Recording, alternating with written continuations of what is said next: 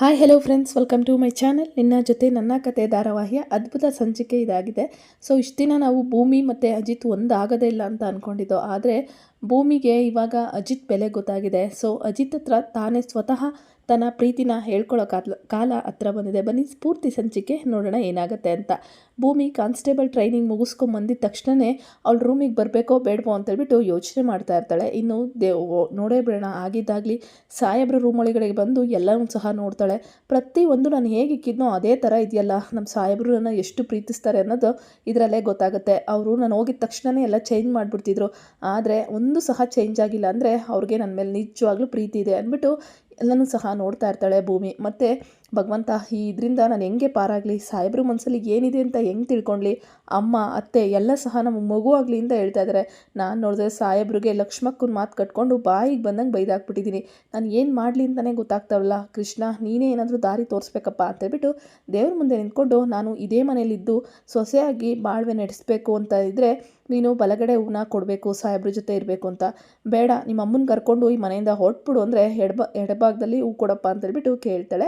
ಬಲ್ಭಾಗದಿಂದ ಹೂ ಕೊಡ್ತಾರೆ. ನೀನೇನೋ ಬಲ್ಭಾಗದಿಂದ ಹೂ ಕೊಟ್ಬಿಟ್ಟೆ, ಆದರೆ ನಮ್ಮ ಸಾಹೇಬ್ರಿಗೆ ನಾನು ಒಸಿ ಬೈದಿದ್ದೀನ, ತುಂಬ ಅಂದರೆ ತುಂಬ ಬೈದಾಕ್ಬಿಟ್ಟಿದ್ದೀನಿ. ನಾನು ಹೋಗಿ ಯಾವ ಮುಖ ಇಟ್ಕೊಂಡು ಸಾಹೇಬ್ರೆ ನಾನು ನಿಮ್ಮನ್ನ ಪ್ರೀತಿ ಮಾಡ್ತಿದ್ದೀನಿ, ನಾನು ಬಿಟ್ಟು ಹೋಗಬೇಡಿ ಅಂತ ಹೇಳೋಕ್ಕಾಗುತ್ತೆ ಅಂದ್ಬಿಟ್ಟು ಧೈರ್ಯ ಮಾಡಿ ಸಾಹೇಬ್ರಿಗೆ ಫೋನ್ ಮಾಡೇ ಬಿಡ್ತೀನಿ ಅಂತ ಭೂಮಿ ಫೋನ್ ಮಾಡ್ತಾಳೆ. ಸಾಹೇಬ್ರೆ ಎಲ್ಲಿದ್ದೀರಾ ನೀವು ಅಂದಾಗ ಸ್ಟೇಷನಲ್ಲಿ ಇದ್ದೀನಿ ಅಂದ್ಬಿಟ್ಟು ಅಜಿತ್ ಹೇಳ್ತಾರೆ. ಇನ್ನು ನಮ್ಮ ಸತ್ಯಣ್ಣ ಅಲ್ಲೇ ಇರ್ತಾರಲ್ಲ ಕಾಲು ಎಳೆಯೋಕ್ಕೆ, ನೋಡಪ್ಪ ಹೆಂಡ್ತಿ ಫೋನ್ ಕಾಲ್ ಬಂತು ಅಂತೇಳ್ಬಿಟ್ಟು ಕಾಲು ಎಳಿತಾ ಇರ್ತಾರೆ. ಸಾಹೇಬ್ರೆ ನಾನು ನಿಮ್ಮ ಜೊತೆ ಮಾತಾಡಬೇಕು ಅಂದ್ಬಿಟ್ಟು ಭೂಮಿ ಹೇಳ್ತಾಳೆ.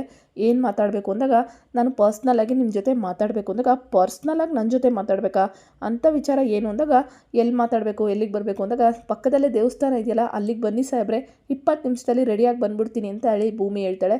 ಸರಿ ಆಯಿತು ಬರ್ತೀನಿ ಅಂತೇಳ್ಬಿಟ್ಟು ಅಜಿತ್ ಒಪ್ಕೋತಾರೆ. ಈ ಕಡೆ ಭೂಮಿ ಕರೀತಿರೋದು ಅಜಿತ್ಗೂ ಖುಷಿ ಆಗ್ತಿರುತ್ತೆ. ಆದರೆ ಸತ್ಯಣ್ಣ ಇದ್ದವರು, ನೋಡ್ದೇನಪ್ಪ ನಿನ್ನ ಹೆಂಡ್ತಿ ಬಂದಿದ್ದ ತಕ್ಷಣ ನಿನ್ನ ಪರ್ಸ್ನಲಾಗಿ ಏನೋ ಮಾತಾಡೋಕೆ ಕರಿತಾ ಇದ್ದಾಳೆ ಅಂದರೆ ಅವಳು ಏನು ಕರಿತಾ ಇದ್ದಾಳೆ ಹೇಳು ಅಜಿತ, ಅವಳು ನಿನಗೆ ಪ್ರಪೋಸ್ ಮಾಡೋಕ್ಕೆ ಕರಿತಿರೋದು ಅಂತ ಸತ್ಯಣ್ಣ ಹೇಳ್ತಾರೆ.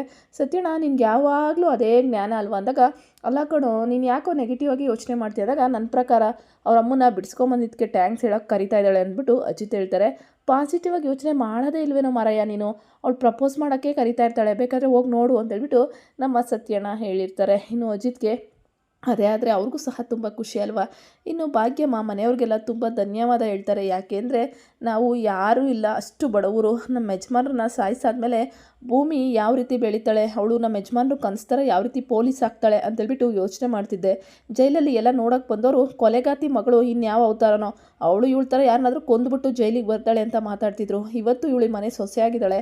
ಅದೇ ರೀತಿ ಈ ಮನೆಗೆ ಒಬ್ಬಳು ತಾಯಿ ಆಗಬೇಕು, ನನಗೆ ಒಂದು ಪುಟ್ಟ ಮೊಮ್ಮಗು ಬರಬೇಕು, ಅವಾಗೇ ನನಗೆ ಖುಷಿ ಅಂತೇಳ್ಬಿಟ್ಟು ಭಾಗ್ಯಮ್ಮ ಹೇಳ್ತಾರೆ. ಏನಮ್ಮ ಹೇಳ್ತಿದ್ದಿ ಅಂದಾಗ, ಹೌದು ಭೂಮಿ, ಆ ಮಗುನ ಎತ್ಕೊಂಡೋಗಿ ನೋಡಿ, ಇದು ನನ್ನ ಮಗಳು ಭೂಮಿದು ಮಗು, ನನಗೂ ಎಲ್ಲ ಸಂಬಂಧಿಕರಿದ್ದಾರೆ, ನಾನು ಅಜ್ಜಿ ಆಗಿದ್ದೀನಿ ಅಂತೇಳ್ಬಿಟ್ಟು ಖುಷಿಯಾಗಿ ಹೇಳಬೇಕು ಅಂತೇಳಿ ಭಾಗ್ಯಮ್ಮ ಹೇಳ್ತಾ ಇರ್ತಾರೆ. ಹೌದು ಭೂಮಿ ಅಂದಾಗ, ಶ್ರವಣ್ ಇದ್ದವರು, ಅಕ್ಕ ಈಗ ತಾನೇ ಅವಳು ಕಾನ್ಸ್ಟೇಬಲ್ ಆಗಿ ಬಂದಿದ್ದಾಳೆ, ಆಗಲೇ ಮಗು ಅಂತ ಅಂದರೆ ಅಂದಾಗ, ಅಯ್ಯೋ ಬಾವ, ಈಗ ಚಿಕ್ಕ ವಯಸ್ಸಲ್ಲೇ ಮಕ್ಕಳು ಮಾಡ್ಕೊಂಬಿಡ್ಬೇಕು, ಇಲ್ಲ ಅಂದರೆ ಮುಂದಕ್ಕೆ ಇವರು ಮಕ್ಕಳು ಇವ್ರನ್ನ ಅಜ್ಜಿ ಅಂತ ಅನ್ಬೇಕಾಗುತ್ತೆ ಅಂದ್ಬಿಟ್ಟು ದೇವಯಾನಿ ಹೇಳ್ತಾ ಇರ್ತಾಳೆ. ಅದು ಸರಿನೇ ಬಿಡು, ಈ ಕಾಲದಲ್ಲಿ ಮಕ್ಕಳು ಬೇಡ ಅಂತೇಳ್ಬಿಟ್ಟು ಮುಂದಕ್ಕೆ ಹಾಕ್ಕೊಂಡು ಹೋಗೋರೆ ಜಾಸ್ತಿ, ಅದು ಅವರಿಬ್ಬರು ಗಂಡ ಹೆಂಡ್ತಿ ಪರ್ಸ್ನಲ್ ಬಿಟ್ಬಿಡಿ ಅಂತೇಳ್ಬಿಟ್ಟು ಶ್ರವಣ ಹೇಳ್ತಾ ಇರ್ತಾರೆ. ಶ್ರವಣ ಅಂತೇಳ್ಬಿಟ್ಟು ಸಂಗೀತ ಹೇಳಿದಾಗ, ಅಯ್ಯೋ ಯಪ್ಪ, ನಮ್ಮ ಅಕ್ಕ ನನ್ನ ನೋಡ್ತಾ ಇರೋದು ನೋಡ್ರೆ ಎಲ್ಲಿ ಬಂದು ಹೊಡೆದು ಬಿಡ್ತಾಳೋ, ನೀನಿಂಟು ನೀನು ಸೊಸೆ ಉಂಟಮ್ಮ ಅಂತೇಳ್ಬಿಟ್ಟು ಶ್ರವಣ ಹೇಳ್ತಾ ಇರ್ತಾರೆ. ಇನ್ನು ನಚ್ಚಿಗೆ ಪ್ರಾಬ್ಲಮ್ ಆಗಬಾರ್ದಲ್ವ ಅಂತೇಳಿ ಭಾಗ್ಯಮ್ಮ ಹೇಳ್ಬಿಡ್ತಾರೆ. ನಮಗೆ ಪ್ರಾಬ್ಲಮ್ಮ, ಅದಕ್ಕೆ ಮತ್ತು ಅಣ್ಣಂಗೆ ಮಗು ಆಗಲಿಲ್ಲ ಅಂದಾಗ, ಹೌದು ಮತ್ತು ಅವರು ಸೀನಿಯರು, ಅವ್ರಿಗೆ ಮಕ್ಕಳಾಗ್ದಂಗೆ ನಿಮ್ಗೆ ಆಗ್ಬಿಟ್ರೆ ಒಂಥರ ನಾಚಿಕೆ ಅಲ್ವಾ ಅಂತೇಳ್ಬಿಟ್ಟು ಶ್ರವಣ ಹೇಳ್ತಾ ಇರ್ತಾರೆ. ಅದು ಒಂಥರ ನಿಜನೇ ಅಂತೇಳ್ಬಿಟ್ಟು ನಚ್ಚಿ ಹೇಳ್ತಿರ್ತಾರೆ.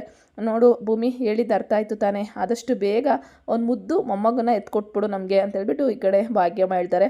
ಹೌದು ಭೂಮಿ, ನೀನೊಂದು ಮಗು ಎತ್ಕೊಟ್ಬಿಟ್ರೆ ನಾವೆಲ್ಲ ಆಟ ಆಡ್ಸ್ಕೊಂಡು ಕೂತ್ಕೊಬಿಡ್ತೀವಿ ಅಂದ್ಬಿಟ್ಟು ಹೇಳ್ತಾ ಇರ್ತಾರೆ. ಇನ್ನು ಶಾರದಮ್ಮನೂ ಅಷ್ಟೇ, ಒಂದು ಮಗು ಎತ್ಕೊಟ್ಬಿಡು ಅಂತ ಸನ್ನೆ ಮಾಡಿ ತೋರಿಸ್ತಿರ್ತಾರೆ. ನೋಡು, ಏನೂ ಅರ್ಥ ಆಗಲ್ಲ ಶಾರದಮ್ಮಂಗೆ ಅಂತೀರಾ, ಶಾರದಮ್ಮನ ಮನಸ್ಸದು ಅದೇ ಇದೆ ಭೂಮಿ ಅಂತೇಳ್ಬಿಟ್ಟು ಈ ಕಡೆ ಭಾಗ್ಯಮ್ಮ ಹೇಳ್ತಾರೆ. ನಮ್ಮೆಲ್ಲರ ಆಸೆನೂ ಅಷ್ಟೇ ಭೂಮಿ, ನೀವು ಮತ್ತು ಸಾಹೇಬರು ಆದಷ್ಟು ಬೇಗ ಒಂದಾಗಬೇಕು, ಈ ಮನೆಗೆ ಒಂದು ಪುಟ್ಟ ಕಂದಮ್ಮ ಬರಬೇಕು, ಅದು ನನ್ನ ಅಜ್ಜಿ ಅಂತ ಕರೀತಾ ಇರಬೇಕು, ಈ ಆಸೆ ಈಡೇರಿಸ್ತೀಯ ಭೂಮಿ ಅಂತೇಳ್ಬಿಟ್ಟು ಭಾಗ್ಯಮ್ಮ ಕೇಳ್ತಾರೆ. ಇನ್ನು ಭೂಮಿ ಇದಳು, ಖಂಡಿತ ಈಡೇರಿಸ್ತೀನಮ್ಮ ಅಂತೇಳ್ಬಿಟ್ಟು ದೇವ್ರಿಗೆ ತುಪ್ಪದ ದೀಪನ ಹಚ್ಚಿ, ಇವತ್ತಿಂದ ನಾನು ನನ್ನ ಜೀವನನ ಸಾಹೇಬ್ರಿಗೋಸ್ಕರ ಮುಡುಪಿಡ್ತೀನಿ. ನನ್ನ ಜೀವನದಲ್ಲಿ ಇದ್ದಿದ್ದ ಗುರಿ ಒಂದು ಕಾನ್ಸ್ಟೇಬಲ್ ಆಗಬೇಕು ಅಂತ, ಅಮ್ಮನ್ನ ಜೈಲಿಂದ ಬಿಡಿಸ್ಕೊಬರ್ಬೇಕು ಅಂತ. ಆ 2 ಕೆಲಸನೂ ಇವತ್ತಾಗೋಗಿದೆ. ಅದಕ್ಕೆ ಪೂರಕವಾಗಿ ಆ ಕೆಲಸಗಳನ್ನ ಮಾಡಿಕೊಟ್ಟಿದ್ದು ನಮ್ಮ ಅಜಿತ್ ಸಾಹೇಬರು. ಅವ್ರ ಲೈಫಲ್ಲಿ ನಾನು ಒಂದು ಒಳ್ಳೆ ಅಧ್ಯಾಯ ಆಗಬೇಕು, ಇಷ್ಟೆಲ್ಲ ಬೈದಿದ್ದೀನಲ್ಲ, ನಾನೇ ಅವ್ರ ಹತ್ರ ಕ್ಷಮೆ ಕೇಳಬೇಕು ಅಂತೇಳ್ಬಿಟ್ಟು ಭೂಮಿ ಈಗ ಅಜಿತ್ನ ಹೇಳ್ತಾರೆ. ಇನ್ನು ಸತ್ಯಣ್ಣ, ಹೋಗಪ್ಪ ಹೋಗು, ನಿನ್ನ ಹೆಂಡತಿ ಕಾಯ್ತಾ ಇರ್ತಾಳೆ, ನೀನು ನೋಡಿದ್ರೆ ಇಲ್ಲೇ ಕೂತಿದ್ರೆ ಹೆಂಗೆ, ಅವಳು ಇವತ್ತು ಖಂಡಿತ ನಿನಗೆ ಪ್ರಪೋಸ್ ಮಾಡಿ ಸಾಹೇಬ್ರೆ ನೀವೇ ನನ್ನ ಗಂಡ ಆಗಿ ಇದ್ಬಿಡಿ ಅಂತ ಹೇಳ್ತಾಳೆ ಅಂದ್ಬಿಟ್ಟು ಕಳಿಸ್ತಾರೆ. ಇನ್ನು ಅಜಿತ್ ಸಹ ಅಲ್ಲಿಗೆ ರೆಡಿಯಾಗಿ ಬರ್ತಾರೆ ದೇವಸ್ಥಾನಕ್ಕೆ. ಭೂಮಿನೂ ಬಂದಿರ್ತಾಳೆ. ಏನು ಇಷ್ಟು ಅರ್ಜೆಂಟಲ್ಲಿ ಹೇಳಿದ್ದು ನಿನ್ನನ್ನು ಅಂತೇಳ್ಬಿಟ್ಟು ಅಜಿತ್ ಕೇಳ್ತಾ ಇರ್ತಾರೆ.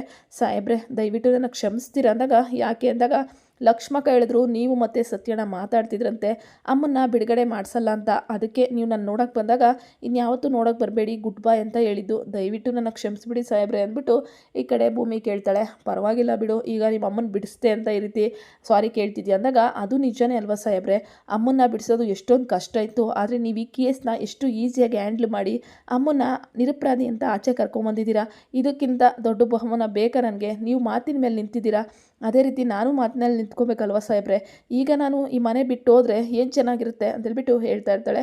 ನಿನ್ನ ನಿರ್ಧಾರ ತಾನೇ ಮನೆ ಬಿಟ್ಟು ಹೋಗಬೇಕು ಅಂತ, ನಂದೇನು ಇಲ್ಲ ಇದರಲ್ಲಿ ಭೂಮಿ ಅಂತೇಳ್ಬಿಟ್ಟು ಅಜಿತ್ ಹೇಳ್ತಿರ್ತಾರೆ.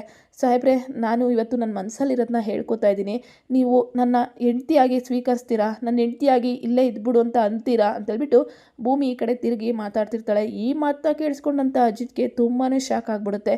ಭೂಮಿನೇ ಸ್ವತಃ ಇಲ್ಲೇ ಇದ್ಬಿಡಿ ಅಂತ ಅನ್ನಿ ಸಾಹೇಬ್ರೆ, ನನ್ನ ಹೆಂಡ್ತಿಯಾಗಿ ನಾನು ಇಲ್ಲೇ ಇದ್ಬಿಡ್ತೀನಿ ನಿಮ್ಮ ಜೊತೆ ಜೀವನ ಪರ್ಯಂತ ಅಂದಿದ ತಕ್ಷಣವೇ ಅಜಿತ್ ಭೂಮಿನ ಎಳೆದು ತಬ್ಕೊಂಡು, ನನ್ನ ಪ್ರಾಣ ಭೂಮಿ, ನೀನಿಲ್ಲ ಅಂದರೆ ಒಂದು ನಿಮಿಷವೂ ನನ್ನ ಕೈಲಿ ಇರೋಕ್ಕಾಗಲ್ಲ, ಈ ಮಾತು ಹೇಳ್ದಲ್ಲ ಅಷ್ಟೇ ಸಾಕು, ನನ್ನ ಮನಸ್ಸಲ್ಲೂ ಅದೇ ಇದ್ದಿದ್ದು, ನಿನ್ನ ಬಿಟ್ಟು ನನಗೆ ಒಂದು ನಿಮಿಷವೂ ಇರೋಕ್ಕಾಗಲ್ಲ ಭೂಮಿ, ದಯವಿಟ್ಟು ನನ್ನ ಹೆಂಡ್ತಿಯಾಗಿ ನಮ್ಮ ಮನೇಲೇ ಇದ್ಬಿಡು, ನಮ್ಮಮ್ಮಗೆ ಸೊಸೆಯಾಗಿ ಅಂತೇಳ್ಬಿಟ್ಟು ಈ ಕಡೆ ಅಜಿತ್ ಹೇಳ್ತಾರೆ.